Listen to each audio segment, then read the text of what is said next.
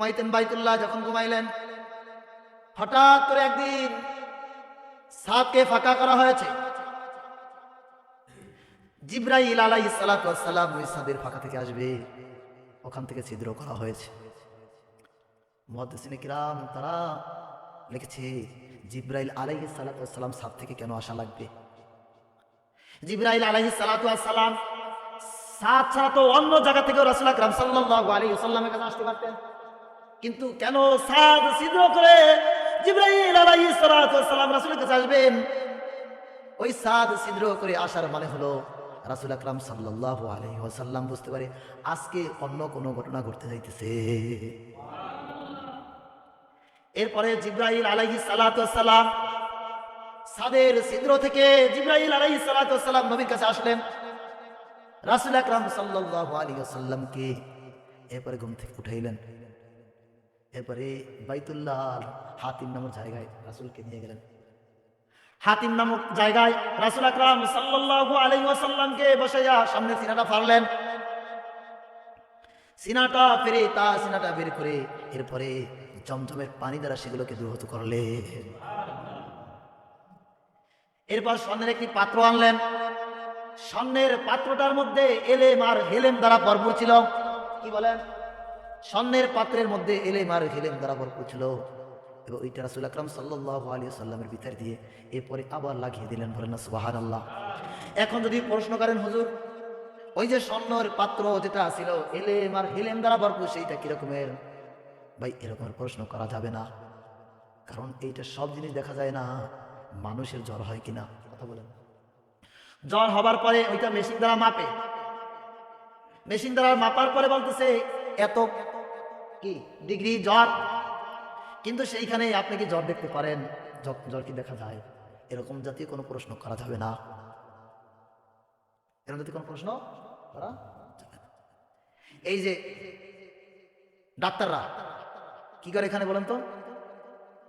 Heart কি করে? Operation করে। এখান থেকে রাসূল আকরাম সাল্লাল্লাহু আলাইহি ওয়াসাল্লামকে যখন কি করলেন, বুক ফেরে কিভাবে বের করলেন? সিনা বের করলেন। ওখান থেকে ডাক্তাররা রিসার্চ করে এটা বের করেছে। কথা বুঝা যাচ্ছে? এরপরে রাসূল আকরাম সাল্লাল্লাহু আলাইহি ওয়াসাল্লাম তার সিনা ভরে দিলেন। এরপর রাসূল আকরাম সাল্লাল্লাহু আলাইহি ওয়াসাল্লামের যাত্রা শুরু। রাসূল আকরাম সাল্লাল্লাহু আলাইহি ওয়াসাল্লাম রাসূল আকরাম সাল্লাল্লাহু আলাইহি ওয়াসাল্লাম যখন বুরাক করবেন, বুরাক নড়াচড়া করতেছে। রাসূল আকরাম সাল্লাল্লাহু আলাইহি ওয়াসাল্লামকে কেমন জাতি নিতে যাচ্ছে না। এ সময় জিবরাইল আলাইহিস সালাতু ওয়াস সালাম বললেন, তুমি জানো না তোমার পিঠে এমন একজন ব্যক্তি উঠবে যে সারা পৃথিবীর থেকে দামি। আল্লাহ তাআলা রব্বুল আলামিন তাকে দামি বানিয়েছেন, যার মূল্যের সামনে কার কোনো মূল্য নাই। রাসূল আকরাম সাল্লাল্লাহু আলাইহি ওয়াসাল্লাম কথা বললেন যে ইনি হলেন মুহাম্মদ রাসূলুল্লাহ সাল্লাল্লাহু আলাইহি ওয়াসাল্লাম। বুরাক যখন রাসূল আকরাম সাল্লাল্লাহু আলাইহি ওয়াসাল্লামের কথা যখন শুনলেন, তার শরীর থেকে ঘাম ঝরতে শুরু করে দিলেন। এরপর রাসূল আকরাম সাল্লাল্লাহু আলাইহি ওয়াসাল্লাম বুরাক করলেন। এই বুরাকটার গতি কেমন ছিল? রাসূল আকরাম সাল্লাল্লাহু আলাইহি ওয়াসাল্লাম মসজিদুল হারাম থেকে মসজিদুল আকসা পর্যন্ত ভ্রমণ করে বুরাকে, আর ওই বুরাকটা এমন গতি ছিল যে মানুষের কল্পনাও করতে পারে না। ওই বুরাকের দৃষ্টিটা যত দূরে যাবে তার দূরের গতিটা তত দূরে যাবে। বিদ্যুতের গতি কেমন? বিদ্যুতের গতি কেমন? এখান থেকে সুইচ দিলে বিদ্যুতের গতি যেমন, তার থেকে মারাত্মক। ওই বুরাক তার দৃষ্টি যত দূরে তাকাবে এক লাফে তত দূর পর্যন্ত ওই বুরাক চলে যায়। অন্যান্য নবীরা যখন সফর করতেন তাদের গাদা যার সাথে বাঁধতেন, রাসূল আকরাম সাল্লাল্লাহু আলাইহি ওয়াসাল্লামের বুরাক সেটার সাথে বাঁধা হয়েছে, সাদা রঙের লম্বা গাদা থেকে বড়, খচ্চর থেকে ছোট। ওখানে নেমে রাসূল আকরাম সাল্লাল্লাহু আলাইহি ওয়াসাল্লাম 2 রাকাত সালাত আদায় করেন। রাসূল আকরাম সাল্লাল্লাহু আলাইহি ওয়াসাল্লামের সাথে অন্যান্য নবীরাও নামাজ পড়ে। নামাজ আদায় করার পরে এরপর রাসূল আকরাম সাল্লাল্লাহু আলাইহি ওয়াসাল্লামের সফর শুরু। সিঁড়ি দিয়ে দিলেন। কি দিলেন ভাই? সিঁড়ি। রাসূল আকরাম সাল্লাল্লাহু আলাইহি ওয়াসাল্লাম যদি রাসূল আকরাম সাল্লাল্লাহু আলাইহি ওয়াসাল্লামকে বুরাকে নিলেন, কোনো কষ্ট হয় নাই। এরপর রাসূল আকরাম যখন নামাজ শেষে এখন আসমানের দিকে যাবেন, তার সামনে একটা সিঁড়ি আনা হলো। সিঁড়িটা হলো বর্তমানে আমরা যখন একতলা, দুইতলা, তিনতলা পা দিয়ে সিঁড়ি বাই কিনা, কিন্তু আধুনিক সিঁড়িটা কিভাবে আসলো? লিফট আছে না? লিফট কি আপনার প্রতিতলায় পাইতে হয় না দাঁড়িয়ে উঠে নিয়ে যায়? রাসূল আকরাম সাল্লাল্লাহু আলাইহি ওয়াসাল্লামের সিঁড়িটা এমন ছিল, লিফটের মতন রাসূল আকরাম সাল্লাল্লাহু আলাইহি ওয়াসাল্লাম দাঁড়াইছেন, আর রাসূল আকরাম সাল্লাল্লাহু আলাইহি ওয়াসাল্লামকে নিয়ে প্রথম আসমানে চলে গেছে। প্রথম আসমানে যাওয়ার পরে ওখান থেকে যখন প্রথম আসমানে রাসূল আকরাম সাল্লাল্লাহু আলাইহি ওয়াসাল্লামকে নিয়ে জিবরাইল আলাইহিস সালাতু ওয়াস সালাম নিয়ে যায়, যাবার পরে এরপরে জিবরাইল আলাইহিস সালাতু ওয়াস সালাম প্রথম আসমানে ফেরেশতাদেরকে বলেন, ভাই আসতে পারি, অনুমতি চাই। এখন আমরা তো কারো যদি ঘরে ঢুকি কোনো অনুমতি চাই না, এটা কিন্তু ঠিক নয়। যত বড় ব্যক্তিত্ব হোক না কেন অনুমতি নিয়ে ঢুকতে হবে, এটাই আদব। আচ্ছা বলেন তো, ওইখানে রাসূল আকরাম সাল্লাল্লাহু আলাইহি ওয়াসাল্লাম থেকে আর কেউ দামি আছে? হ্যাঁ বলেন তো, জিবরাইলের থেকে আর বড় ক্ষমতাশালী কেউ ওখানে আছে? এই জিবরাইল পর্যন্ত অনুমতি দিতে হয়েছে, ভাই আসতে পারি। ফেরেশতারা প্রশ্ন করলো, তোমার সাথে কে? বললে মুহাম্মদুর রাসূলুল্লাহ সাল্লাল্লাহু আলাইহি ওয়াসাল্লাম। এরপরে আসতে দেয় নাই। প্রশ্ন, আল্লাহ তাআলা রব্বুল আলামিন আসার জন্য কি পারমিশন দিয়েছে? বলে হ্যাঁ। এরপরে ভিতরে প্রবেশ করলেন। ভিতরে প্রবেশ করার পর দেখেন আদম আলাইহিস সালাতু ওয়াস সালাম। আদম আলাইহিস সালাতু ওয়াস সালাম দেখে অত্যন্ত খুশি হয়ে গেলেন, আমার সন্তান এসেছে।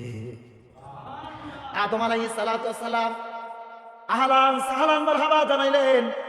আদম আলাইহিস সালাতু ওয়াস সালাম তার জন্য বরকতের জন্য জনাবে মুহাম্মদ রাসূলুল্লাহ সাল্লাল্লাহু আলাইহি ওয়াসাল্লামের জন্য দোয়া করে দিলেন। আদম আলাইহিস সালাতু ওয়াস সালামের ডান পাশে কিছু মানুষ দেখতেছে, বাম পাশে কিছু মানুষ দেখতেছে। রাসূল আকরাম সাল্লাল্লাহু আলাইহি ওয়াসাল্লাম যখন ডান দিকে তাকায় তখন রাসূল আকরাম সাল্লাল্লাহু আলাইহি ওয়াসাল্লাম হাসে, আর যখন বাম দিকে তাকায় রাসূল আকরাম সাল্লাল্লাহু আলাইহি ওয়াসাল্লাম তখন কাঁদে। আবার যখন আদম আলাইহিস সালাতু ওয়াস সালামের ডান দিকে রাসূল আকরাম সাল্লাল্লাহু আলাইহি ওয়াসাল্লাম তাকায় আবার হাসে, আবার যখন বাম দিকে তাকায় তখন রাসূল আকরাম সাল্লাল্লাহু আলাইহি ওয়াসাল্লাম কাঁদে। কারণ ডান দিকে যারা সকলে জান্নাতি আর বাম দিকে যারা সবগুলো জাহান্নামী।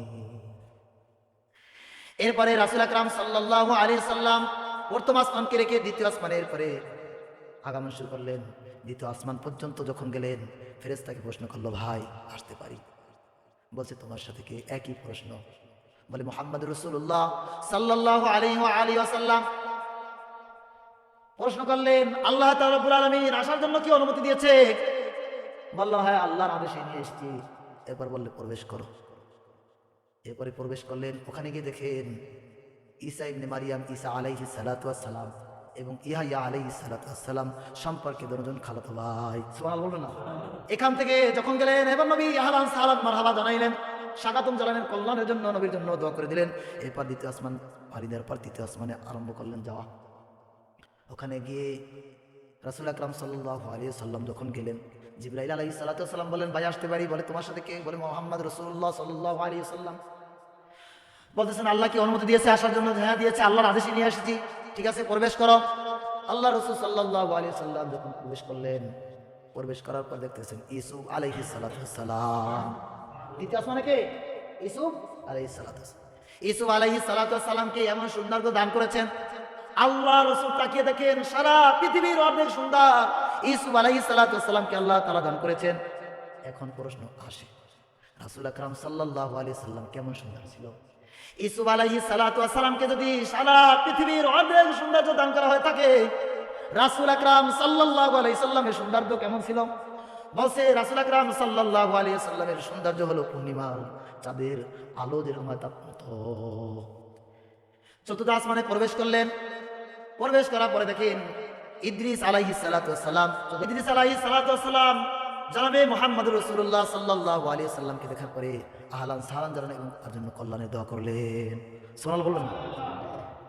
পঞ্চম আসমানে গেলেন। এরপরে আর সামনে বাড়াবো না, ওই একই প্রশ্ন।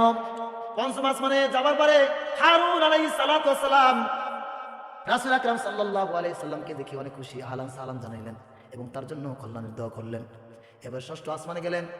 ওখানে গিয়ে দেখেন মূসা আলাইহিস সালাতু ওয়াস সালাম। এরপরে মূসা আলাইহিস সালাতু ওয়াস সালাম। এবার সপ্তম আসমানে গেলেন। ওখানে গিয়ে ইব্রাহিম আলাইহিস সালাতু ওয়াস সালাম। 7 তবক আসমানে ঢোকার পরে তখন তিনি বললেন ওখানে একটা খোলা ফিল্ড ময়দান, সুবহানাল্লাহ বলবেন না?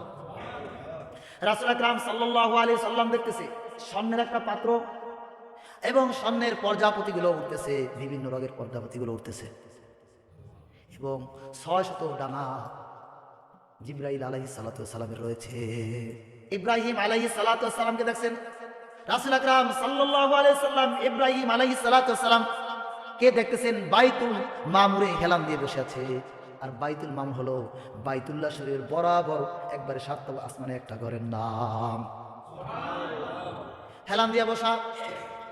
আর ওই সময় রাসূল আকরাম সাল্লাল্লাহু আলাইহি সাল্লাম দেখতেছেন 70,000 ফেরেশতা প্রবেশ করে। একবার যে প্রবেশ করেছে ওই 70,000 ফেরেশতা কিয়ামত পর্যন্ত আর ঢোকার কোনো সুযোগ পাবে না। এভাবে আসতেছে, একের পর এক আসতেছে আর যাইতেছে, আসতেছে আর যাইতেছে। ওই একবার যে ঢুকছে আর দ্বিতীয়বার ঢোকার রাসূল আকরাম সাল্লাল্লাহু আলাইহি ওয়া আলিহি ওয়াসাল্লাম জান্নাত জাহান্নাম সবগুলো ভ্রমণ করলেন, সবগুলো দেখলেন। এরপর রাসূল আকরাম সাল্লাল্লাহু আলাইহি ওয়াসাল্লাম এরপর সিদরাতুল মুনতাহারে চলে গেলেন। সিদরাতুল মুনতাহার হলো যা শেষ, আর কোনো সীমা নেই, ওখানে শেষ হয়ে গেছে, ওর পর যাওয়া যাবে না। জিবরাইল আলাইহিস সালাতু ওয়াস সালাম ওইখানে পৌঁছে দিয়ে আসলেন রাসূল আকরাম সাল্লাল্লাহু আলাইহি ওয়াসাল্লামকে। এরপরে আর জিবরাইল আলাইহিস সালাতু ওয়াস সালামের যার কোনো অনুমতি নাই, আর যেতে পারবেন না। কিন্তু এরপরে কি আছে? সিদরাতুল মুনতাহারের পরে আল্লাহ ছাড়া আর কেউ জানে না। সিদরাতুল মুনতাহারে ওইখানে একটা বড় গাছ রয়েছে, গাছ, ওই গাছটার পাতাটা হলো হাতির যে কানের মতো পাতাগুলো, এবং আর ওই গাছটার ফলটা হইল এক একটা ডিরামের মতন। রাসূল আকরাম সাল্লাল্লাহু আলাইহি সাল্লাম ওখান থেকে আসলেন। এরপরে ওখানে সবুজ রঙের একটা কুরসিতে রাসূল আকরাম সাল্লাল্লাহু আলাইহি সাল্লামকে বসালেন। সুবহানাল্লাহ বলবেন। রাসূল আকরাম সাল্লাল্লাহু আলাইহি সাল্লাম, কথা অনেক লম্বা, সময় কম, ওখান থেকে ফিরে আসতেছে। 7 আসমান থেকে যখন নামলেন, 6ষ্ঠ আসমানে যখন নামলেন, মুসা আলাইহিস সালাতু ওয়াস সালামের কাছে আসলেন। নামাজ নিয়ে রাসূল আকরাম সাল্লাল্লাহু আলাইহি সাল্লাম এসেছে। আল্লাহ তাআলা রব্বুল আলামিন 50 ওয়াক্ত নামাজ দান করেছে। মুসা আলাইহিস সালাতু ওয়াস সালাম বললেন ভাইকে নিয়ে এসেছে। আল্লাহ তাআলা রব্বুল আলামিন আমাকে 50 ওয়াক্ত নামাজ দান করেছে। বললে যান কমাই নিয়ে আসেন, আপনার উম্মতেরা পারবে না। রাসূল আকরাম সাল্লাল্লাহু আলাইহি সাল্লাম চলে গেলেন। আবার আসলেন, 5 ওয়াক্ত কমাইলেন। এভাবে একবার, দুইবার, কয়েকবার গেলেন। শেষবারের মতন যখন রাসূল আকরাম সাল্লাল্লাহু আলাইহি ওয়াসাল্লাম 5 ওয়াক্ত নামাজ নিয়ে আসলেন, মুসা আলাইহিস সালাতু ওয়াস সালাম বললেন ভাই কমাই নিয়ে আসো। রাসূল আকরাম সাল্লাল্লাহু আলাইহি সাল্লাম বললেন আমার দ্বারা সম্ভব না, লজ্জা লাগে। তখন আল্লাহ তাআলা রাসূল আকরাম সাল্লাল্লাহু আলাইহি সাল্লামকে বললেন ওয়াক্ত নামাজ ছিল, আপনার 5 ওয়াক্তের মধ্যে সেই বরকত দান করলাম। রাসূল আকরাম সাল্লাল্লাহু আলাইহি ওয়া আলিহি ওয়াসাল্লাম ওখান থেকে যখন চলে আসলেন, এরপরে যখন মেরাজ শেষ হলো, এরপরে রাসূল আকরাম সাল্লাল্লাহু আলাইহি সাল্লাম আসতে আসতে ফজরের সময় হয়ে গেল। এবার রাসূল আকরাম সাল্লাল্লাহু আলাইহি ওয়াসাল্লাম 2 রাকাত নামাজ আদায় করলেন, ফরজ জামাত করলেন রাসূল আকরাম সাল্লাল্লাহু আলাইহি ওয়াসাল্লাম, এবং সকল নবীরা রাসূল আকরাম সাল্লাল্লাহু আলাইহি ওয়াসাল্লামের পিছনে তার নামাজ আদায় করলেন। এবার বললেন আমি মক্কায় বলতে চাই, সকলকে এই ঘোষণা জানাই দিতে চাই। যখন এই কথা বললেন, আয়েশা সিদ্দিকা রাদিয়াল্লাহু তাআলা বললেন এই কথা আপনি কারো কাছে বলিয়েন না, কারণ আপনার এই কথা কেউ বিশ্বাস করবে না, কেউ এই কথা গ্রহণ করবে না। এই কথা বলার পর রাসূল আকরাম সাল্লাল্লাহু আলাইহি ওয়াসাল্লাম শুনলেন না। বাইতুল্লাহর পাশে রাসূল আকরাম সাল্লাল্লাহু আলাইহি ওয়াসাল্লাম বসা ছিলেন। ইতিমধ্যে আবু জেহেল চলে এসেছে। ও মুহাম্মদ, কোনো খবর আছে? রাসূল আকরাম সাল্লাল্লাহু আলাইহি ওয়াসাল্লাম বললেন হ্যাঁ আছে, আজকে একটা আশ্চর্য ঘটনা রয়েছে। কয় কি বলো? বলছে আমার এরকম মেরাজ হয়েছে, আল্লাহর সাথে দিদার হয়েছে, সব ঘটনাগুলো সব বলছেন। আবু জাহেল বিশ্বাস করতে পারলেন না। তখন বললে এই ঘটনা কি তুমি এই মক্কাবাসী সবাইকে বলতে পারবা? হ্যাঁ পারবো। সত্যি পারবা? হ্যাঁ পারবো। ঠিক আছে, সবাইকে ডাকলেন। আগে দৌড়ে গেলেন আবু বকর সিদ্দিক রাদিয়াল্লাহু তাআলা। এ আবু বকর, শুনেছো কি মুহাম্মাদের মাথা খারাপ হয়ে গিয়েছে? কি ঘটনা? সে নাকি আল্লাহর দিদার লাভ করেছে, মেরাজ হয়েছে। আল্লাহ রাসূল বলছে? হ্যাঁ আল্লাহ রাসূল বলছে। তুমি ঠিক মতো বলছো? হ্যাঁ ঠিক মতো। যদি আল্লাহ রাসূল বলে থাকে তাহলে সত্য। তার কাছে আর সুযোগ পাইল না। আল্লাহ রাসূল যদি বলে থাকে তাহলে সত্য করে না। আবু বকর সিদ্দিক রাদিয়াল্লাহু তাআলা আনহু দৌড়িয়ে রাসূল আকরাম সাল্লাল্লাহু আলাইহি ওয়াসাল্লামের কাছে চলে আসলেন। এরপর আবু জেহেল মক্কাবাসীর সকল কুরাইশদেরকে ডাকলেন, এই কুরাইশ বংশ আসো, কি হয়েছে বলো। রাসূল আকরাম সাল্লাল্লাহু আলাইহি ওয়াসাল্লাম সব ঘটনাগুলো বললেন। কেউ বিশ্বাস করে না। বিশ্বাস না করাতে রাসূল আকরাম সাল্লাল্লাহু আলাইহি ওয়াসাল্লাম ওখান থেকে উঠে গেলেন। ওখান থেকে উঠে রাসূল আকরাম সাল্লাল্লাহু আলাইহি ওয়াসাল্লাম হিসার নামক একটা জায়গা, ওখানে চলে গেলেন। ওখানে যেয়ে বলতেছে, আল্লাহ, আমার যে ঘটনাগুলা কেউ বিশ্বাস করে না, আমি কিভাবে বিশ্বাস করাই। রাসূল আকরাম সাল্লাল্লাহু আলাইহি ওয়াসাল্লামকে নানান রকমের প্রশ্ন করলেন। যখন প্রশ্ন করলেন রাসূল আকরাম পেরেশান। আল্লাহ তাআলা রব্বুল আলামিন রাসূল আকরাম সাল্লাল্লাহু আলাইহি ওয়াসাল্লামের সামনে সবগুলো তুলে ধরেছে। মসজিদুল হারাম থেকে মসজিদুল আকসা পর্যন্ত সবগুলো তুলে ধরেছে। কয়টা জানালা, কয়টা দরজা, সবগুলো আল্লাহ রাসূল সাল্লাল্লাহু আলাইহি ওয়াসাল্লামের সামনে তুলে ধরেছে।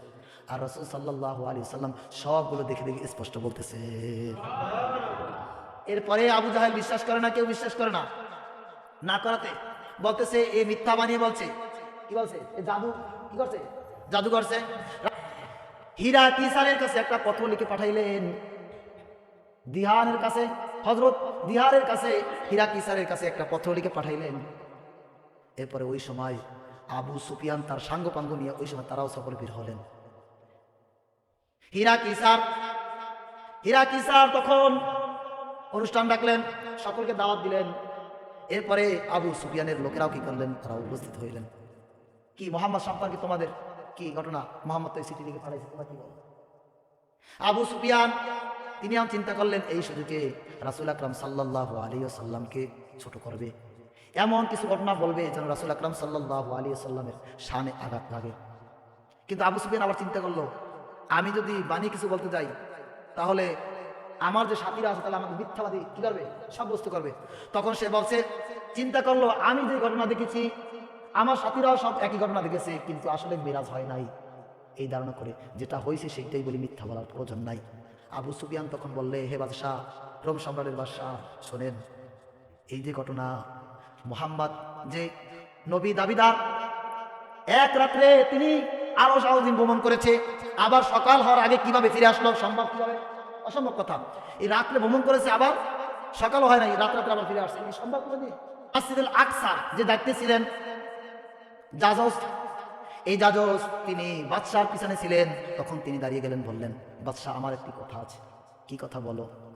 বাদশাহ, এই মসজিদুল আকসার তো সমস্ত দরজা জানলাগুলো বন্ধ করা দায়িত্ব আমার। আমি প্রতিদিন বন্ধ না করে ঘুমাই না, একদিনও কি ঘুমাই না। এত চেষ্টা করলাম, সব দরজাগুলা বন্ধ করলাম, একটা দরজা বন্ধ করতে পারি নাই। এরপরে আমার যত কর্মচারী আছে সমস্ত কর্মচারীদেরকে ডাক দিলাম। এরপরে আমি মন্ত্রীদেরকে ডাক দিলাম, শত চেষ্টা করলাম, পারলাম না, চেষ্টা ব্যর্থ হলাম। আমার মনে হয় যেন পিছন থেকে একটা পাহাড় যেন ধাক্কা দিছে, আর দরজাটা যেন কোনো দেওয়ালের সাথে চেপে বসেছে। এই দরজা লাগানো সম্ভব নয়, সকাল না হলে এই দরজা লাগাতে পারবো না। কিন্তু আর দরজা লাগাইতে পারলাম না, ওইভাবে রইল। সকাল বেলা গিয়ে দেখি ওই দরজাটা একটা কি রয়েছে, ফুটা রয়েছে। ওই ফুটার মধ্যে কোনো বাহন বেঁধেছে, আর আমার মনে হয় ওই বাহন বেঁধেছে, রাত্রে 2 রাকাত সালাত আদায় করেছে এবং ওইখান থেকে কোনো আল্লাহর বান্দা প্রবেশ করেছে। আর এটা দ্বারাই প্রমাণ হয় জনাবি মুহাম্মদুর রাসূলুল্লাহ সাল্লাল্লাহু আলাইহি ওয়াসাল্লামের দিদার লাভ হয়েছে। আর এই কথা বলার পর সাথে সাথে ওই বই থেকে বহুত বেদিন মুসলমান হয়ে গিয়েছে। বলবেন না সুবহানাল্লাহ।